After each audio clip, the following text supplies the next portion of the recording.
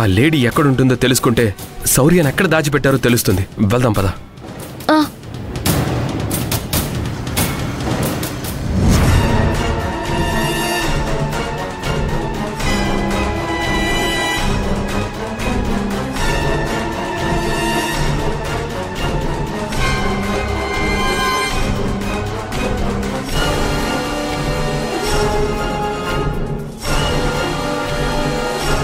బావ కూడా శౌర్య గురించి ఆలోచిస్తున్నట్టుగా ఉన్నాడు. ఇదే మంచి సమయం.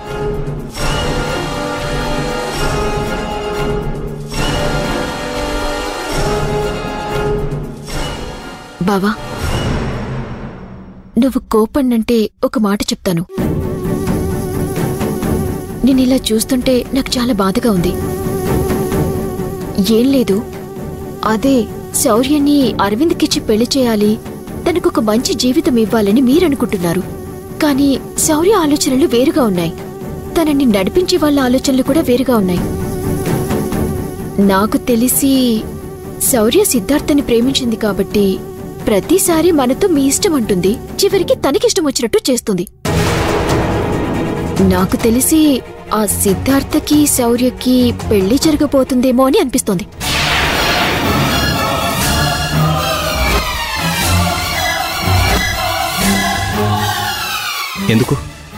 ఎందుకు అలక్య? ఎప్పుడు నువ్వు మంచిగా మాట్లాడవా? మమ్మల్ని కాదని శౌర్య సిద్ధార్థని పెళ్లి చేసుకుంటుందని ఎలా అనుకుంటున్నావు? మరి ఇంట్లో ఉండాల్సిన శౌర్య ఎక్కడికి వెళ్ళుంటుంది బావా? ఉన్నట్టుండి తను కనిపించకపోవటంలో అర్థమేముంది? ఇంకా అబ్బాయిని ప్రేమిస్తుందనేగా, తనని పెళ్లి చేసుకోవటానికి ఎటో వెళ్ళిపోయిందనేగా. ఎలా బావా ఇంకా తను తప్పు చేయదని నమ్ముతున్నావు? నా చెల్లి ఏ తప్పు చేయదని నువ్వనుకుంటున్నావు. అది నీ చెల్లి మీద నీకున్న అభిమానం. కాని తన వెనుకుండి నడిపించే వాళ్ళు వేరే వాళ్ళున్నారు కదా. వాళ్ళు మనకి తెలియకుండా శౌర్యకి సిద్ధార్థకి పెళ్లి చేయాలని చూస్తే? ఎవరలా చేస్తారు? ఆ అవకాశమే లేదు. శౌర్యాన్ని తీసుకురావడానికి మాధవ భూమి వెళ్లారు కదా. ఖచ్చితంగా శౌర్య ఎక్కడున్నా సరే వాళ్ళు తీసుకొస్తారు. ఇంకా నువ్వు వాళ్ళిద్దరిని ఎలా నమ్ముతున్నావు బావా? వాళ్ళు శౌర్యని తీసుకురావడానికి వెళ్ళినట్టు లేదు, వాళ్ళు దగ్గరుండి పెళ్లి జరిపించడానికి వెళ్ళినట్టుంది. నోర్మై, నీకు అందరి గురించి తప్పుగా మాట్లాడటం అలవాటైపోయింది. నువ్వు మాట్లాడుతుంది ఎవరి గురించి మర్చిపోయి మాట్లాడుతున్నావు. ఈ ఇంటి పరువు పోయే పని మాధవ్ గాని భూమి గాని ఎప్పటికీ చేయరు. అలాంటిది వాళ్ళిద్దరూ శౌర్యకు పెళ్లి చేస్తారని ఎలా అనుకున్నావు? పద్ధతిగా ఉంటావు, నీ బుద్ధి మార్చుకుంటావని ప్రతిసారి వాళ్ళు నిన్ను నమ్ముతున్నారు. నాకు నమ్మకం లేకపోయినా వాళ్ళ మీద గౌరవంతో అభిమానంతో సరే అని మళ్ళీ నీకు ఇంట్లో చోటిచ్చాను. అయినా నీ బుద్ధి మారడం లేదు అలక్య.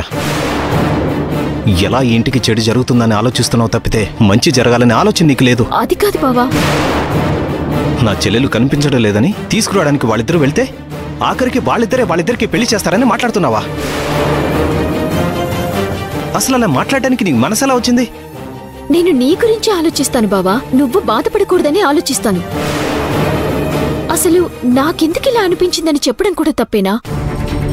ఎందుకు బావా ఇప్పుడు నన్ను అపార్థం చేసుకుంటావు? అర్థం చేసుకోవడానికి నువ్వు అసలు ఏం మంచి పని చేసావు చెప్పు.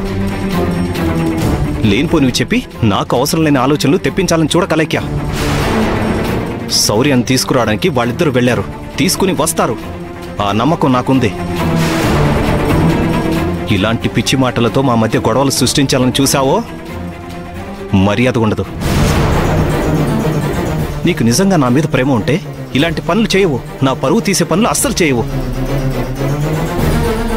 పద్ధతిగా ఉంటే నువ్వు ఈ ఇంట్లో ఉంటావు. లేదు నేను ఇలానే ఉంటాను అంటే ఈసారి నువ్వు బయట అడుగు పెట్టడం జరిగితే మళ్ళీ ఇంట్లో అడుగు పెట్టే అవకాశం ఉండదు. అది గుర్తుంచుకో. ఇంకొకసారి ఇంట్లో వాళ్ళ గురించి తప్పుగా మాట్లాడేవంటే కొట్టడం కాదు, చంపి పారేస్తాను. వెళ్ళి ఇక్కడి నుంచి. వెళ్ళు.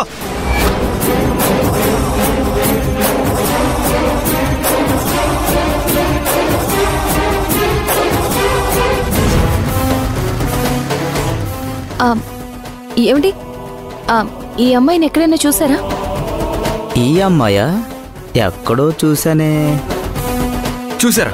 ఎక్కడ చూసారు? ఎప్పుడు చూసారు? ఎవరు తీసుకెళ్లారు? ఎటు వెళ్ళింది? ఇంతకు ముందు ఎవరో ఒక నలుగురు కారులో ఎక్కించుకుని ఇదిగో ఇలాగే తీసుకెళ్లారు. ఇదిగో అటు చెరువు పక్కన ఓ పాడుపడ్డ బూత్ బంగ్లా ఉంటుందమ్మా. అక్కడికి రౌడీ వెధవలు చేరి తాగడం పేకాడడం లాంటివి చేస్తుంటారు. పాపం ఆ పిల్లని ఏం చేస్తారో ఏంటో. తొందరగా వెళ్ళండి. భూమి ఎక్కు. థ్యాంక్ యూ అండి. త్వరగా వెళ్ళండి. పోనీ.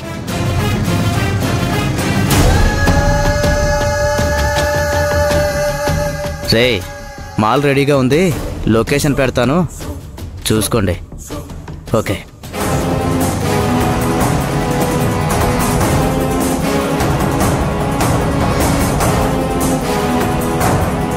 శౌర్య శౌర్య శౌర్య శౌర్య